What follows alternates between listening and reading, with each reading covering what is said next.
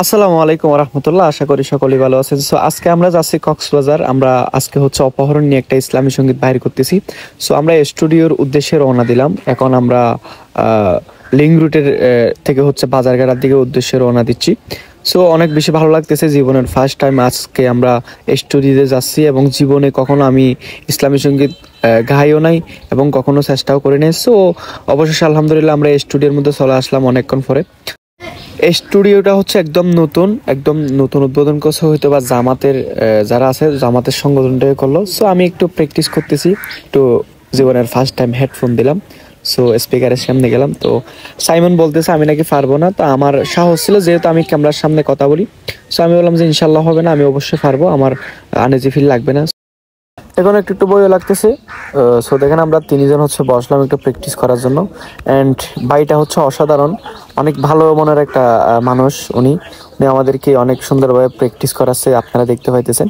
So এখন আমার পালা, এখন আমি শুরু করব। আমি শুরু করলাম। আমরা নাসিরটা করতেছিলাম অপহরণ নিয়ে টেকনাফ কক্সবাজারে। যে অপহরণগুলো হচ্ছে এগুলো তুলে ধরার চেষ্টা করলাম। সো এখন সাইমন গাইতেছে। সো অনেক ভালো ইসলামী সঙ্গীত গাইছে। অ্যান্ড ভাইয়ের সাথে একটু মজা করলাম, আঞ্চলিক ভাষায় একটু মজা করলাম। সে হচ্ছে ওইদিকের ঢাকার আর কি, ফাপনা নাকি তার বাসা। সো আঞ্চলিক কথা বোঝে না, যেহেতু একদম নতুন আছে সে কারণে। অ্যান্ড ওর সাথে একটু মজা করলাম। সো ভাইটা অসাধারণ মজার একজন মানুষ। যাই হোক, সো দীর্ঘ 5 থেকে 6 ঘন্টা পর আমরা বাসার উদ্দেশ্যে রওনা দিলাম। রাত বাজে 12টা। সো রাস্তার অবস্থায় আপনারা দেখতে পাইতেছেন, কুয়াশা ভাই, রাস্তা দেখাই যাচ্ছে না। দেখেন মানে কিচ্ছু দেখতে পাচ্তেছি না আমরা। সো আমরা অর্ধেক গেলাম, যেতে যেতে অনেক দূর গেলাম।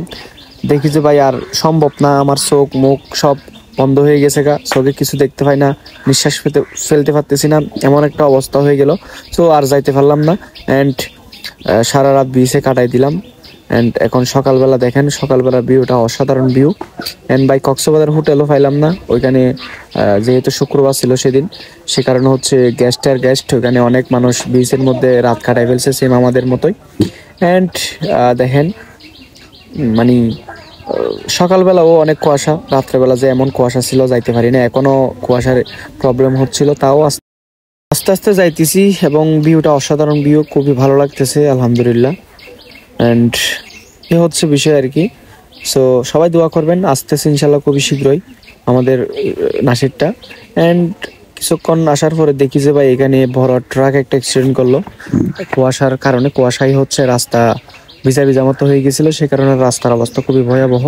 এরকম ভয়াবহর মধ্যে আপনারা কেউ গাড়ি টাড়ি চালাবেন না, একটু সাবধানে চালাবেন, আস্তে আস্তে চালাবেন। দেখেন রাস্তার অবস্থা দেখেন, একদম মানে ভিজা ভিজে মতো হয়ে গেছে।